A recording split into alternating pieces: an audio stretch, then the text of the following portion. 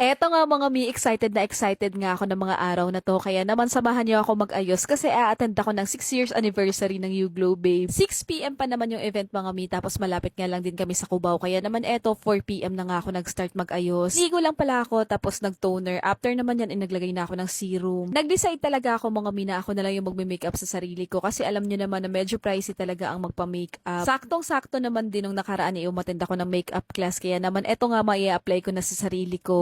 Disclaimer lang mga miha, hindi po ako professional pagdating sa pag-makeup, kaya naman kapag may mali akong ginawa or hindi tama, i-correct nyo na lang po ako. At ayan na nga, naglagay lang pala ako ng concealer para nga matakpan yung eye bags ko na nangingitim na talaga. After ko naman maglagay ng concealer, maglalagay naman ako ng Megan Beauty BB Cream. Natural Ivory pala yung shade nito mga mi, kasi ito yung angkop sa skin tone ko. At ayan na nga, pati nga rin pala yung leeg at dibdib ko, inilagyan ko na para nga magpantay yung kulay. Na-expect ko nga rin mga mi na kapag ako na yung nag-makeup sa sarili ko is mas mabilis matapos. Pero mali pala dahil maproseso din talaga ang pag-makeup. After ko maglagay ng BB cream, eto maglalagay naman ako ng loose powder from Colorina. An pala yung shade nito at mas lighter siya at sa bandang mata ko lang siya ilalagay. Maglalagay ulit ako ng loose powder mga mina shade 2 at dito lang yan sa bandang baba pati na nga rin sa noo. Alam niyo ba ngayon mga mis, mas decided na talaga akong mas matuto pang mag-makeup. Syempre kasi 'di ba mas malaki talaga yung matitipid ko kapag ako na lang nag-makeup sa sarili ko. Ang gagawin ko nga mga mis, mag-i-invest na lang talaga ako ng magagandang makeup. At syempre more practice at manonood na lang din ako ng mga tutorials. At eto na nga dahil na-practice ko na ang paglalagay ng contour, kaya naman ayan, magpapakitang gilas ako sa inyo. Ito palang pang contour ko mga miss, nabili ko lang sa online at nasa 100 plus lang ata yung bili ko dito. Tapos ito mga sponge naman na gamit ko mga miss, bigay pa to ng sister-in-law ko. Noong December pa nga to binigay sa akin mga mi at ngayon ko nga lang siya nagamit. Buti na lang talaga at itinabi ko siya. At ayan, after ng contour, maglalagay naman ako ng nose line. I-blend ko lang din siya gamit yung fingers ko kasi nga hindi pa kumpleto yung mga gamit ko at kulang-kulang pa nga ako sa mga brush.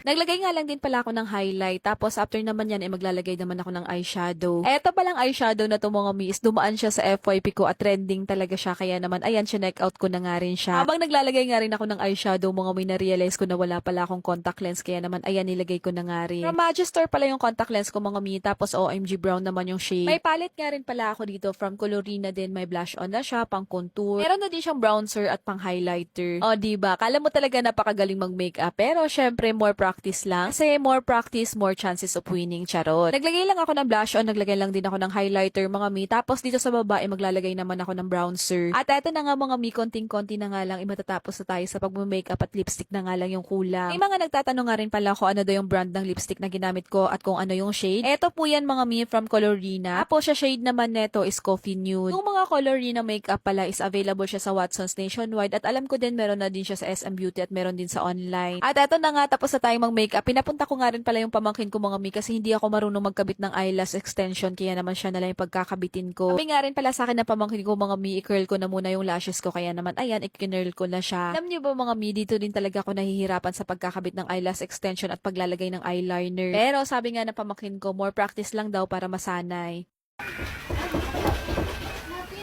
Tapos basa dapat yung... Basang-basa? Oras papatuyuin. Okay. Takot sa shopping. Ganyan? Oo. Kapatuyuin? Okay. Dito ka sa bisngin mo. Dito ba? Okay na. Ay, ang layo. Yan. Dapat basang-basa? Mm-mm. Naglagay lang din ako ng mist mga mi para mag-hold yung makeup. From Megan Beauty nga rin pala yun. Tapos sa kulot naman mga mi para hindi siya matanggal nag-spray nga lang ng Hold Her Spray Net ng Megan Beauty yung pamangkin ko. Sa Coco naman mga mi, hindi na rin ako nagpagawa at bumili na nga lang ako ng cutics at kami na nga lang yung naglagay. At eto na nga mga mi, kakamadali ko hindi ko na nga rin na videohan yung iba pa namin ginawa sa bahay. Yung event pala is dito sa Novotel at binaba nga lang ako ng asawa ko dito sa may entrance. Saktong-sakto nga rin na naabutan ko si Allen at yung girlfriend niya. At eto, pag open ng elevator nakita ko si Kalo. Saktong-sakto nga lang din yung oras ng dating ko at pinapasok na nga rin kami agad. Nakita.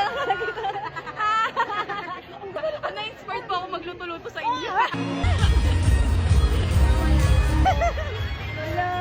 Ano nito? Pare ka tayo. Sino ka dyan? Sino ka dyan? Baka ano? Ang sexy naman! Hi! Ang sexy naman! Hi po, Lupan! Pasawtas naman lang Enjoy kayo ni nga moment mga mi kay ako mga katapat sa table kay puro pud Bisaya o puro taga Mindanao. Nakita ko na yung idol ko. Ang kulit ng voice over. Kailangan. Thank you. Hinahanap talaga ko ba?